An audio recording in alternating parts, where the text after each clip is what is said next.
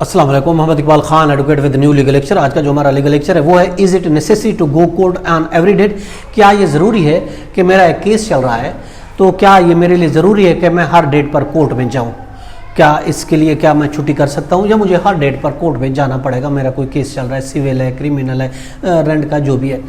अगर हम देखते हैं सबसे पहले, अगर हम इससे पहले हम ये देखें कि आपको ज़रूरी हर कोर्ट में जाना या नहीं, सबसे पहले हम देखते हैं केसों की टाइप्स को देखते हैं। देखिए केस किस किस्म के होते हैं। देखिए एक केस होता है क्रिमिनल केस होता है, ठीक है, एक होता है क्रिमिनल केस। अब क्रिमिनल केस और उसके अलावा प्राइवेट कंप्लेन हो सकती है, एफआईआर बेस केस भी हो सकता है जो कि डिस्ट्रिक्ट जज या डीजे के पास है, सीनियर सिविल जज के पास, जुडिशियल मजिस्ट्रेट के पास, किसी भी कोर्ट में हो सकता है। एक तो ये हो सकता है, यानी कि पहला केस है क्रिमिनल टाइप किस्म का केस, दूसरा है सिविल नेचर का केस।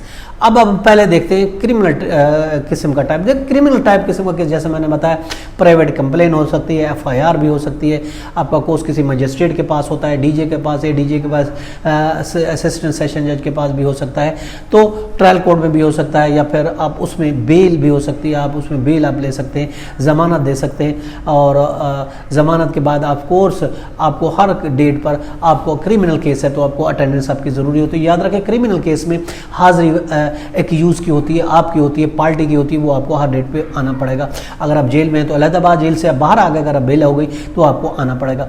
अगर जेल में है तो वो तो फिर उन्हीं की मनूने मिन्नत है, वो जेल से गाड़ी लेके आती है तो नहीं आती तो वो उनका मसला है, आपका नहीं होगा। मगर अगर आप बेल पर हैं तो फिर आपको हर केस में हाजिर होना पड़ेगा अगर आपका केस क्रिमिनल किस्म का है, यानी एफआईआर बेस का है, कोई कंप्लेंट है, प्राइवेट कंप्लेंट है, ये क्रिमिनल बेस किस्म का केस है तो उसमें हाजिरी मस्ट होती है। दूसरा है सिविल नेचर का केस।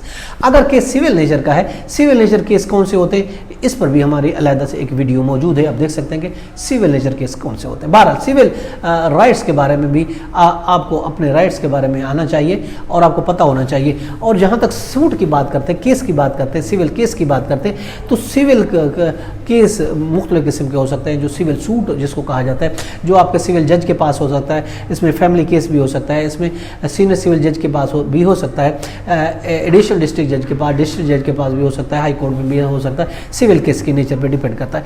अब सिविल केस का अगर केस है तो ऑफकोर्स उसमें आपकी हाजिरी ज़रूरत नहीं होती, उसमें हाजिरी पार्टी की हाजिरी नहीं होती, उसमें सिर्फ हाजिरी होती है तो वकील को हो। हाँ, जब उसकी एविडेंस हो, जब उसकी ज़रूरत हो तो फिर उसमें आपको अपेयर होना पड़ेगा, उसको आना पड़ता है। अदरवाइज आम हालात में आपकी हाजिरी ज़रूरी नहीं है कि आप घर बैठ सकते हैं गवाही के टाइम। जब आपकी एविडेंस होनी है तो उस टाइम आपको आना पड़ेगा, अदरवाइज आप नहीं आ सकते। तो इस हिसाब से अगर आप देखा जाए, क्रिमिनल केस में आपकी हाजिरी ज़रूरी है, सिविल केस में आपकी हाजिरी ज़रूरी नहीं है। ये था आज का लेक्चर। इसके साथ इजाज़त देकर फिर मिलेंगे। अपना और अपने गिरद बहुत ख्याल रखिएगा। अल्लाह हाफ़िज़।